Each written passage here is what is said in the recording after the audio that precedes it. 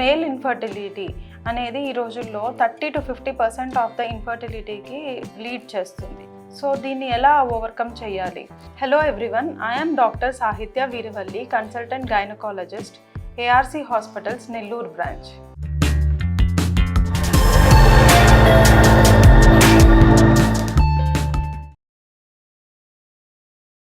Diet, nutrition, అలాగే life style modifications and proper sleep and మనకి ఏదైతే మనకి డ్యామేజ్ చేస్తుందో లైక్ రేడియేషన్ ఎక్స్పోజర్ కానీ మన ఆక్యుపేషనల్ హజార్డ్స్ కానీ వాటి నుంచి ప్రొటెక్షన్, అలాగే హార్మోన్స్ ఇఫ్ నెసెసరీ.